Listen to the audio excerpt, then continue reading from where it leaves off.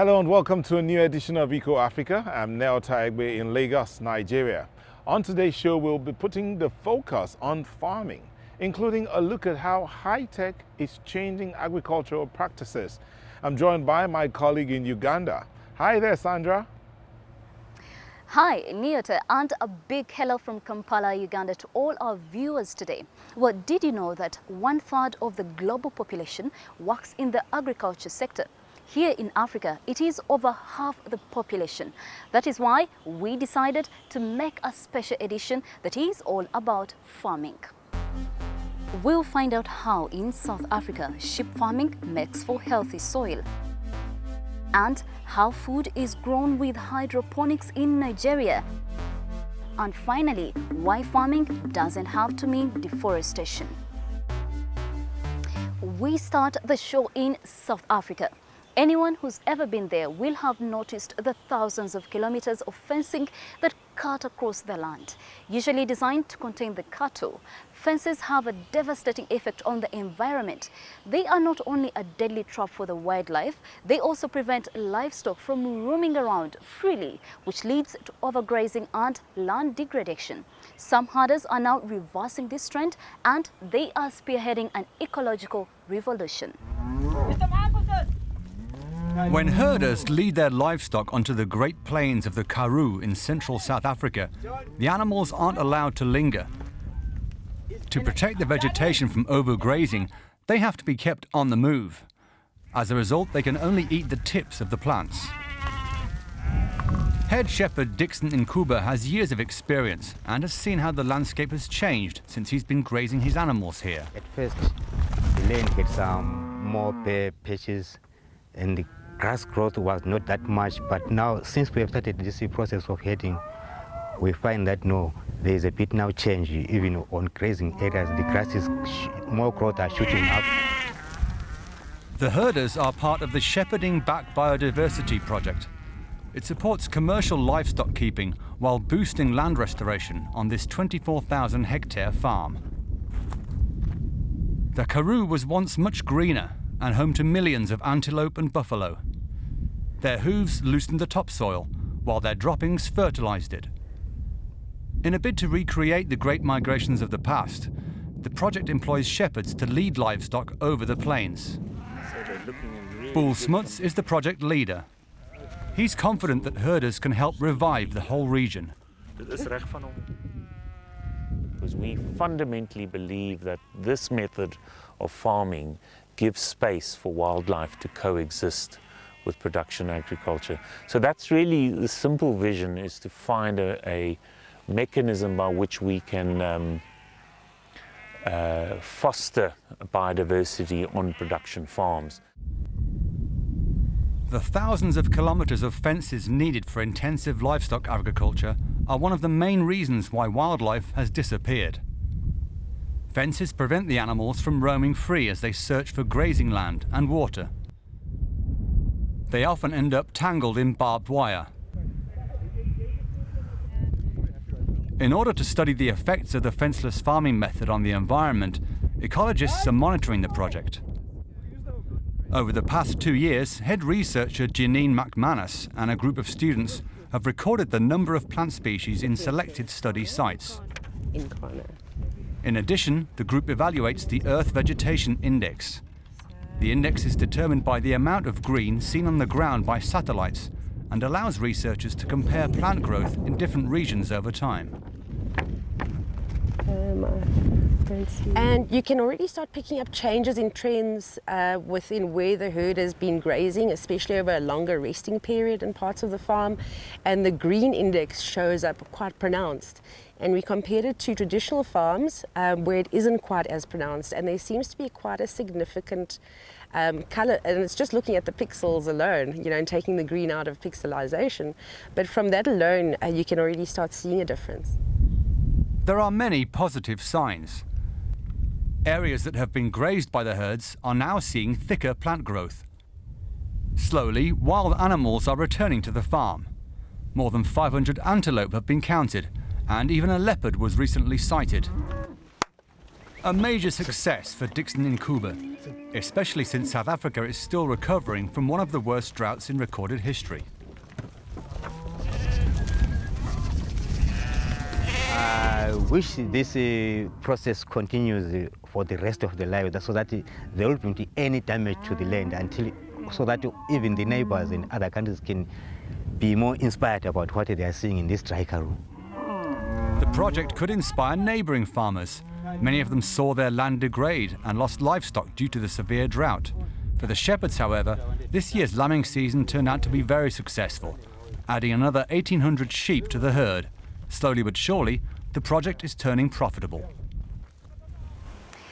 And now we go to Germany, where the agriculture sector also plays an important role in the economy. Not surprisingly, production there is becoming more and more modern and high-tech. Milking robots and drones above the fields are part of daily life. But now a new intervention could be added, a robot in the field. Tell us more, Niota. It's a prototype, Sandra, but it could make life far easier for the farmers in the future. The idea is to farm using fewer people and thus save on resources. In the end, it may just be the key to help feed our growing population. Let's have a look. Here in this field, a prototype is being tested. The hope is that this technology will be able to combat weeds and improve harvests. Meet Bonnie Rob, a robot that works for organic farmer Rainer Carstens.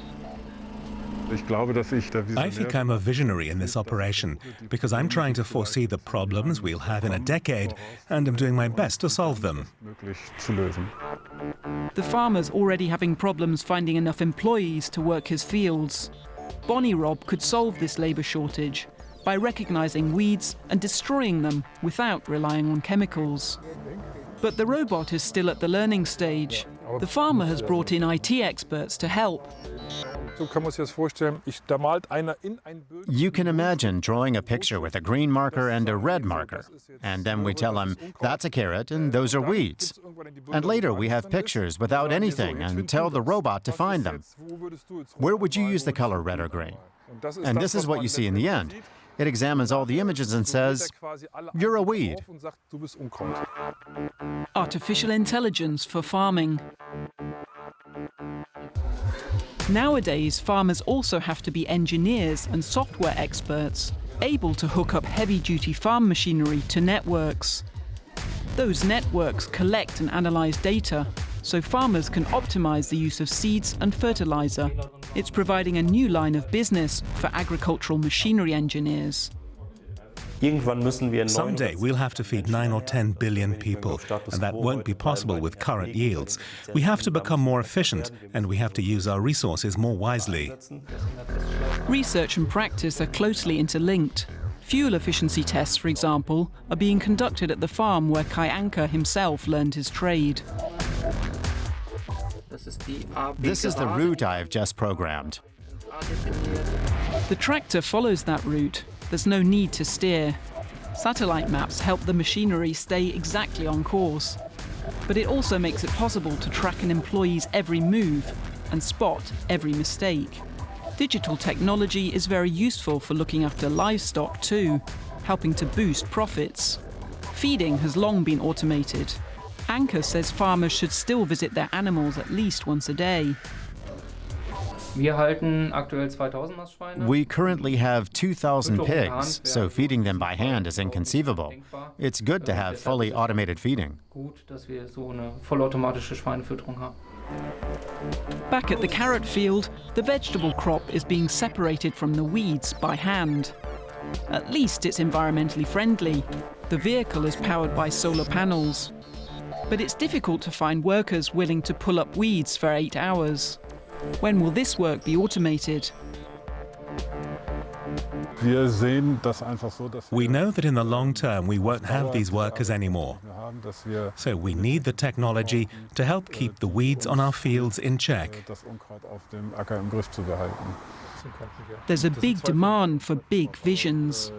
Farming can benefit greatly from digitalization. Our dream is to come here with a small trailer, open the door, and then 100 drones fly out and around the field and do everything automatically. Everything depends on the new technological possibilities and how we exploit them. These days, farming is becoming increasingly high-tech, in Europe and in Africa too.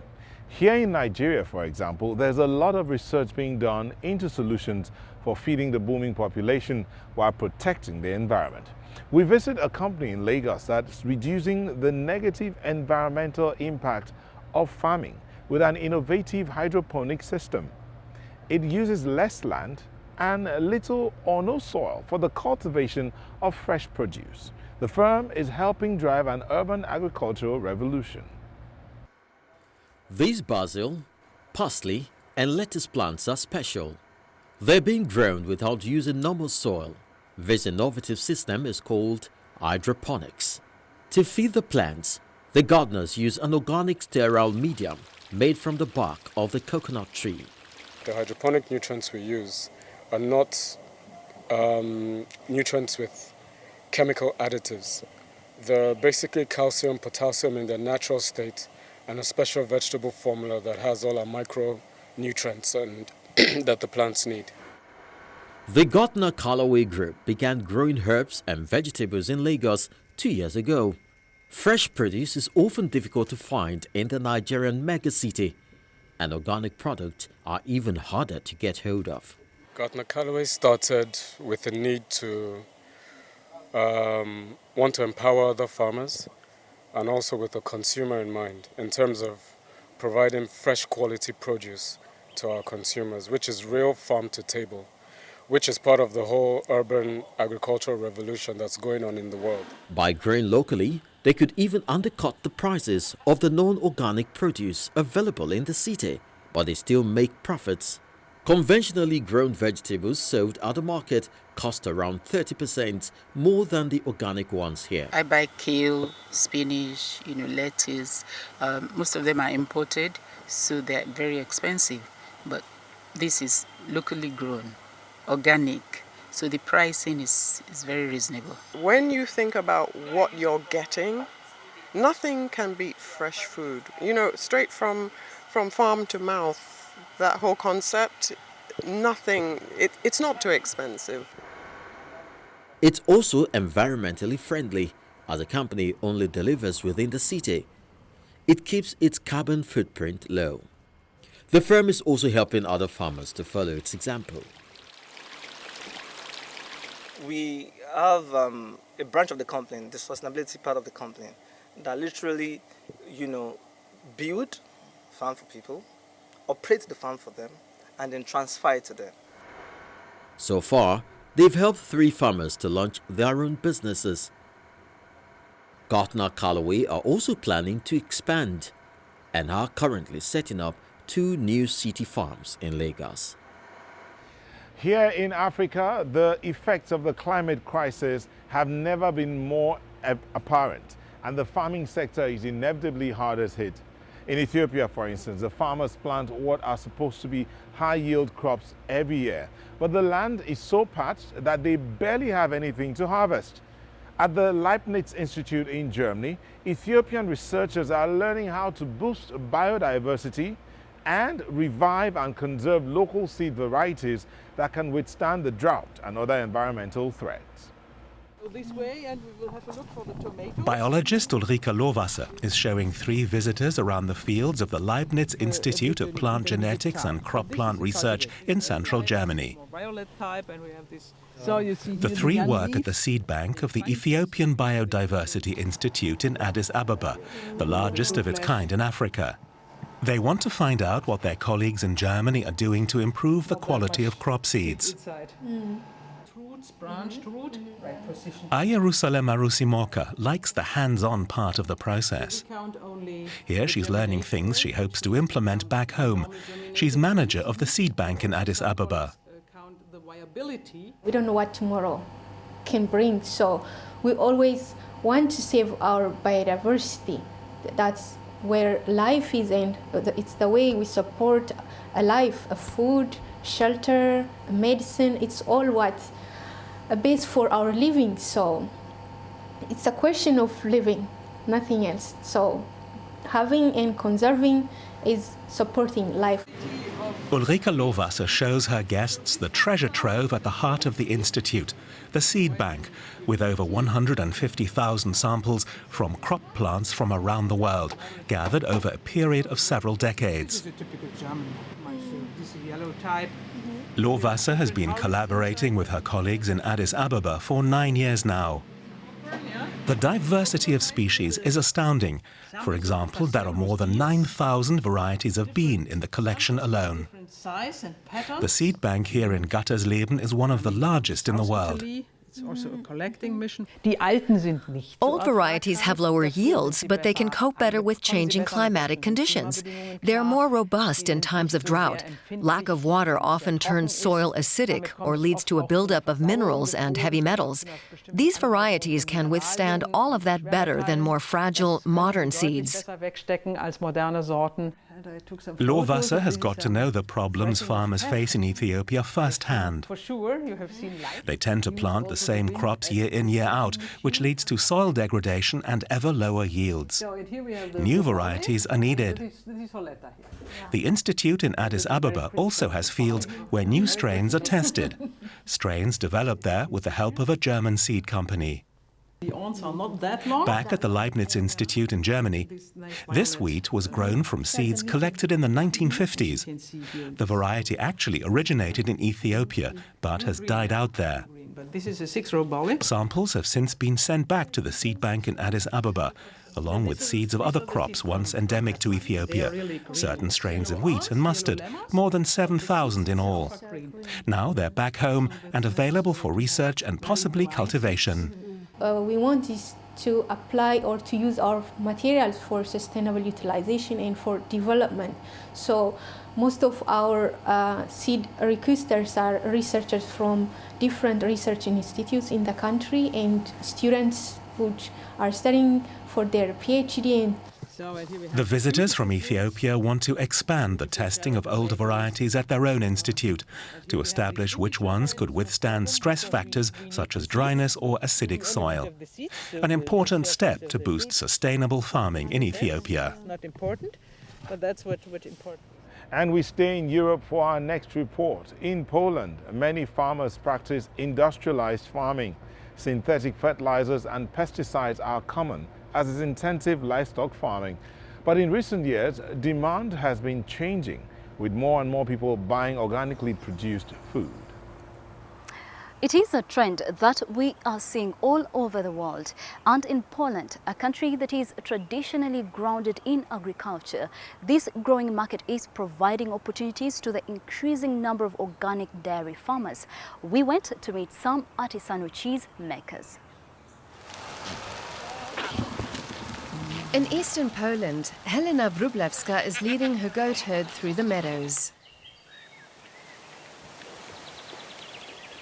A couple of years ago, she and her daughter, Izabela Cieczelska, started with a handful of animals.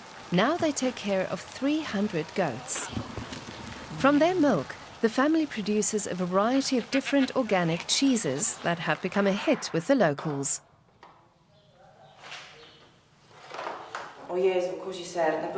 There was a time when people said, "Oh, good Lord, goat cheese, no. It really smells bad and it can't possibly taste good." It took several years to convince Poles to try some other cheese besides the cow's milk factory kind.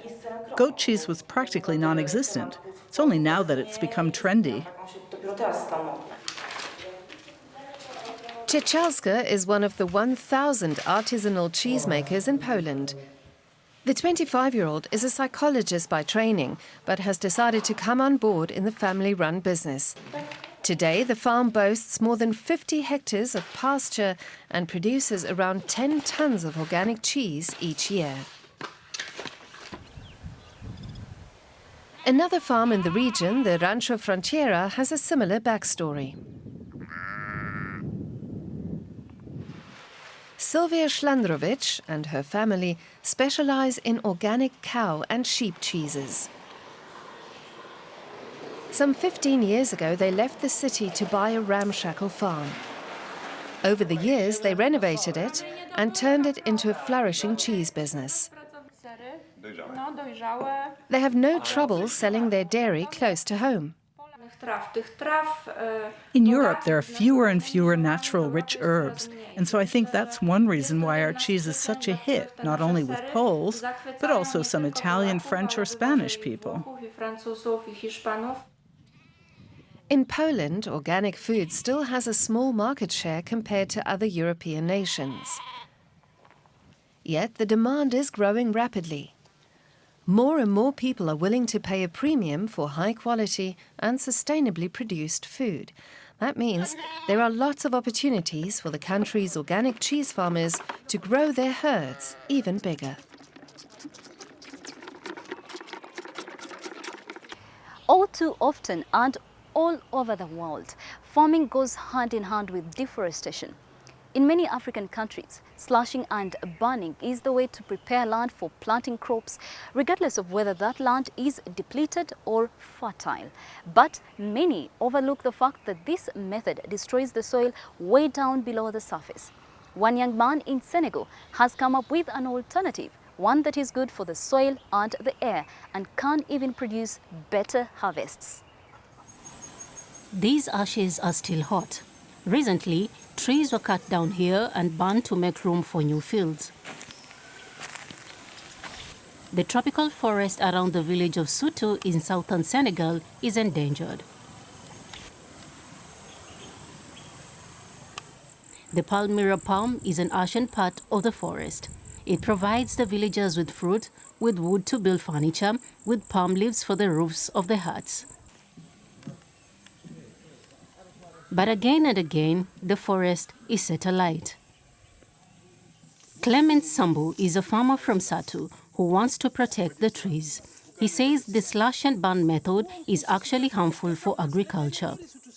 Although the new fields may be fertile, burning also causes soil erosion, which is bad for the Palmyra palm trees. This is an example of a devastating bushfire. Last year, someone set a fire here and then just left. You can see the bark of this tree burned down to the base. That means the whole tree is now much more vulnerable. At crisis meeting, village elder Jean-Christophe Colli explains how serious the situation is. Slashing and burning does not only destroy forest and control fires, threaten the village itself.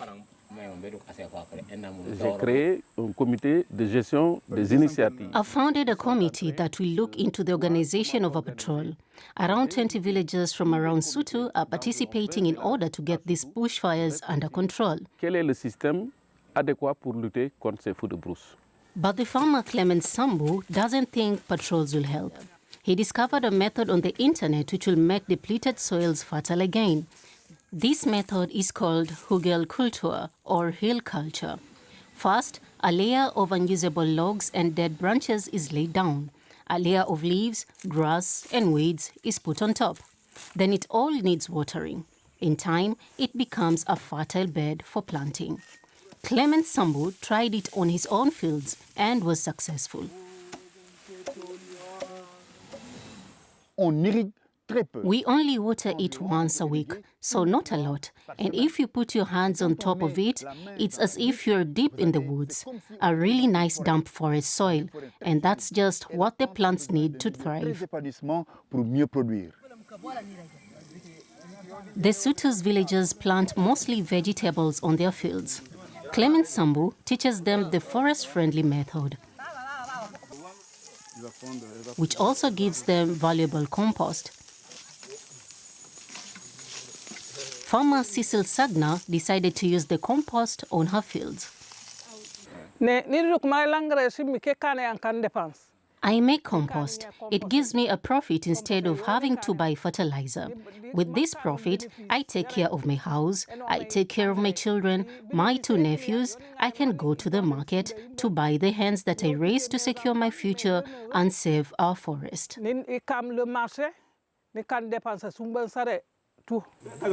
It's a win-win using compost to revitalize the depleted fields and make them fertile again, protects the Palmyra palm trees in Sutu and the whole tropical forest. I'm afraid we've run out of time for today. We hope the show has given you some useful information on how farming can help positive but also devastating effects on the environment. From the ecological farming to new technologies, that's it for this week. I'm Neota Igwe. Goodbye from Lagos, Nigeria. And goodbye from me too here in Kampala, Uganda. We'll be back next week with a new edition of EcoAfrica. In the meantime, if you want to get in touch, visit our website or even drop us a line. Take care and stay safe. See you next time. Goodbye.